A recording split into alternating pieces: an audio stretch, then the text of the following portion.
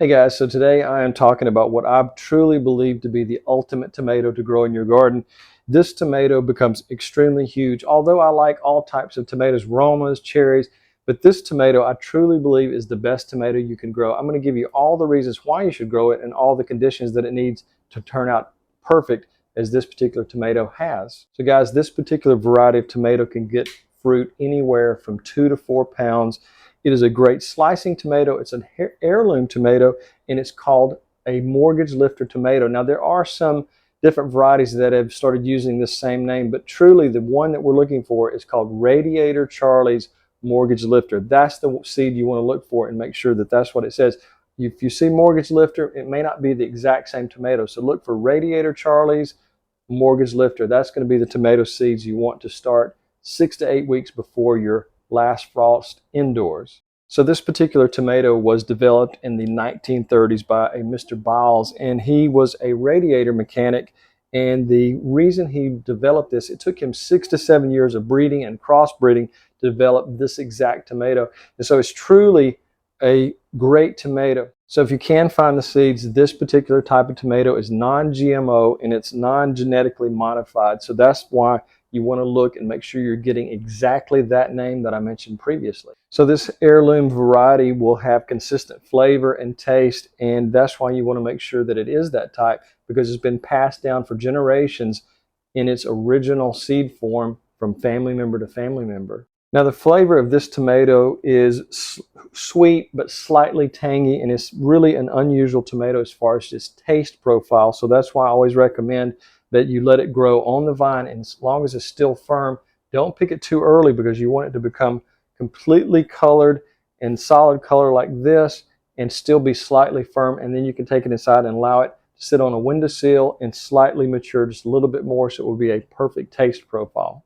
Now Charlie's tomato will produce a very consistent crop throughout the entire summer, and even in limited spaces it will still produce that fruit on each plant as long as it's getting the right amount of sun. Now Charlie's Mortgage Lifter is very disease resistant, and that's another feature that you want in a tomato, is that it doesn't succumb to a lot of the common diseases that our modern tomato plants that have been genetically altered will often succumb to. So this heirloom variety will make it through when a lot of other ones are not doing well because of either too much rain, not enough rain, excessive humidity, and a lot of other reasons that tomato plants get disease. So just remember, this variety is resistant to most tomato diseases. Now another feature about this particular variety is very drought resistant, and it can survive infrequent watering and it can still perform very well. So that's another great feature of this particular variety, is that if you don't have enough time to water it, or if you're really busy, it can go a certain number of days without any watering at all, and the soil can slightly drought without having to worry about splitting and cracking or blossom end rot or some of the other issues that pop up with our modern varieties of tomatoes. Now one of the reasons I really love this tomato variety is a low maintenance tomato, and beginner gardeners will find this one really easy to grow. Just standard watering, standard fertilization will produce some really great fruit for you. Now another thing about the Mortgage Lifter is that it can grow in both cooler environments and warmer environments. So depending on what part of the country you're in, you'll find that this tomato is easier to grow than many of the other varieties of beefsteak varieties that grow. So just remember that if you'll order these seeds, I think you'll find that it will grow in almost any zone in the States. Now, since this tomato has not been hybridized or genetically altered in any ways, saving the seeds is really easy to do, and you can plant it knowing that you'll get exactly the same variety the following year. So that's another great feature of this heirloom tomato. Now I'm trying to think of as many benefits to growing this variety, and another one that just popped into my head, it was the really long shelf life. So if you don't leave it too long on the vine, it can spend a lot of time on your kitchen counter without rotting or going south on you too quickly. It's also very adaptable to a variety of different types of soils, from either heavy clays to sandy loam. And so that's another thing, that no matter what part of the country you're in, it allows you to grow this particular variety without having to do a lot of soil amendments. Now, one of the reasons these turn out so large is that when Charlie was crossbreeding and breeding these tomatoes, he picked the 4 largest tomato varieties he could find, and that's why these are such great as a slicing tomato,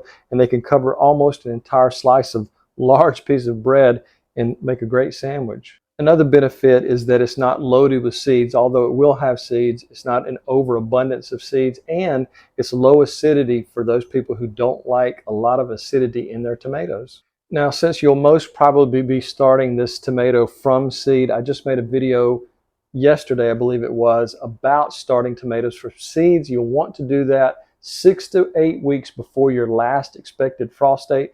You can look at weather.gov to find that and just enter in your zone or your zip code, and that'll tell you exactly when your estimated last frost date is. Now, although you may be past your last frost date, you want to make sure the soil is between 60 and 70 degrees, and you can do that with a soil tester, a pH tester, and a lot of times it'll have a temperature probe on it as well. Now, another rule about this particular variety is you want to make sure that it's going to be in an area that gets at least 6 to 8 hours of sunlight, the soil is well draining, and that you haven't planted nightshade plants in that same garden spot the year before. Crop rotation is so important when you want to prevent any disease. Even though these are disease resistant, they're not totally impervious to diseases in the soil. Now, because these fruits can become between 2 and 4 pounds, you're going to want to make sure that you provide plenty of support, because the plant itself will not be able to tolerate even slight breezes. It'll fall over and you'll have a very damaged plant. So just remember, you want to have, whether it's cages, trellises, or string methods, you want to make sure that it's really supported well, because these fruits are quite heavy. Now, when you go to plant these, you're going to want to plant them about 1/2 of its depth, maybe up to 2/3 of its total size. Remove any lower limbs, because these fine hairs you see along the plant will become their own entire root system there. So just remember that you don't want to plant branches, but the stem itself can be planted up to 2/3. Now, another type is called trench method, and you can put it on its side with the leaves sticking out sideways. 2 sets like that. If they are too leggy, I should say, if your seedling has become extremely leggy and tall, then the trench method may work better for you, because you can have much more produce at the end of the season. Now, as I mentioned before, having a pH tester is one of those things that's critical to growing vegetables. You want it to be anywhere from 6.2 to 6.8 for an ideal situation. It can adapt to other pH levels, but that perfect level is going to give you a lot better harvest in the long run. I'll put a link down below to one of these as well. Now, the ideal temperature for fruit setting on this particular variety is between 65 and 85. Anything below that or above that may cause your flowers to drop, and you may not have any fruit setting at all. So that's one of those things you need to remember, is that if it's too hot or too cold, you're going to run into an issue. And so a lot of areas of the country in the summer times, when they start getting really hot, you may see a lower production amount in your mortgage lifters. Now, once mortgage lifter starts producing its fruit, it can become a really heavy feeder, but you don't want a lot of nitrogen. You want a high middle number in your NPK number. The P is phosphorus. So look for something that has a higher phosphorus amount that will feed your tomatoes and have much more success.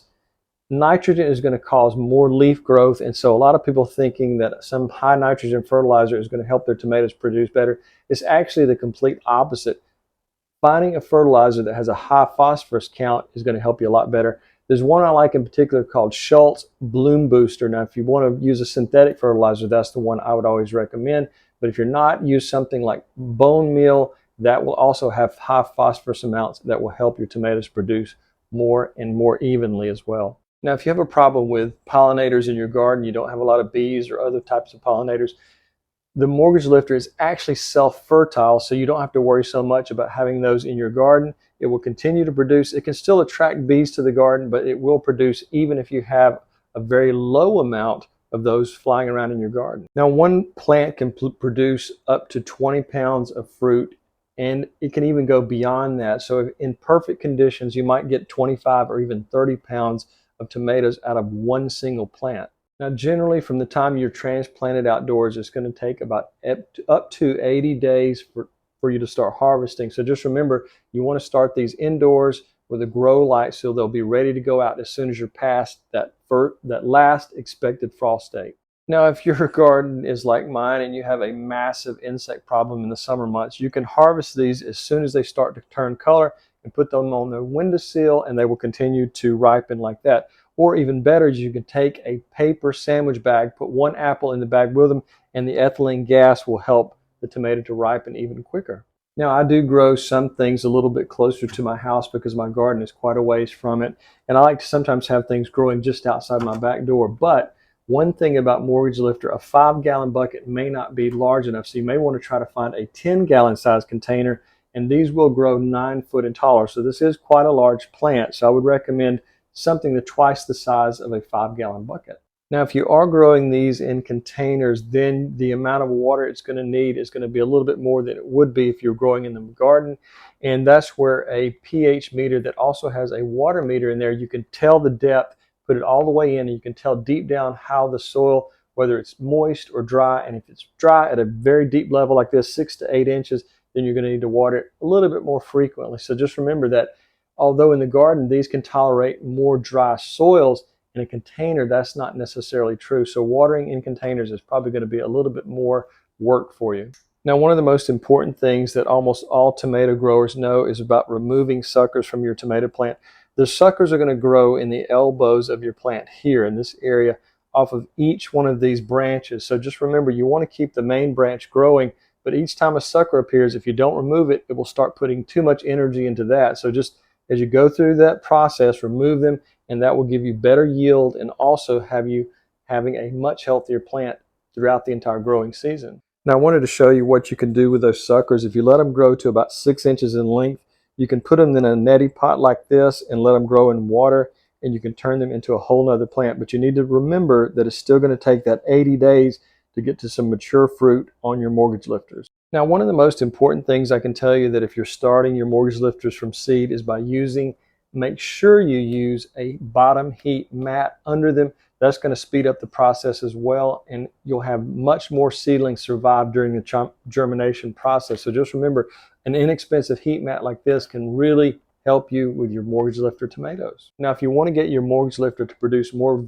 blooms and ultimately more fruit, you want to use something like a Bloom Plus or something that has a very high phosphorus amount. Also using compost tea, that will help spraying the foliar area, and a foliar treatment will definitely help produce more blooms and ultimately more tomatoes on your tomato plant. Now, one of the common problems with these tomatoes can be splitting on the plant, which can be an invitation for insects to come in and cause a problem there. So just remember, uneven watering is the most common reason that happens. So if you have a timer, you can hook it up to your hose pipe, or you have an drip irrigation system, that's going to help it as well. As soon as you see that cracking happen, that's probably a good idea to remove that from the plant to prevent any insects from coming in, and you can allow the finished ripening process to take place inside your kitchen. Now, if you're having an issue with a lot of yellowing towards the bottom, it could mean that your plant is putting more energy into the fruit production and having a lot of different types of fertilizer. I'll show you a video right here that talks about 10 different types you can make yourself, and that can be a great benefit to your plant. You just pour them at the base, from everything from human hair to sardines to anything you can imagine. I've tried to think of everything that's possible to use that will work for a mortgage lifter tomato. So just take a look at that video, and I think that will help you with your natural fertilization or organic. If you're doing organic, that's definitely the way to go. So take a look at that. So guys, mortgage lifter is, in my opinion, is one of the easiest tomatoes to grow. It's an heirloom tomato. It does have seeds, but has fewer seeds than a lot of its other varieties of large tomatoes like this. Also, it has a low acidic, and it's much sweeter in flavor. So this is truly what I believe to be the ultimate tomato. So guys, I'll put a link in the description that will be a place where you can purchase the seeds. And just remember, you're going to need to start these in late winter, so they'll be ready to go out after that last estimated frost date. So I just hope you'll try it. I think you'll be in love with this tomato once you start growing it. And you can collect the seeds, save them in year after year, and it'll be the last set of seeds you have to buy for a large tomato like this. You'll love it. So guys, I hope you liked the video. I hope you'll like and subscribe. And if I left anything out, please leave it in the comments down below. Have a great day.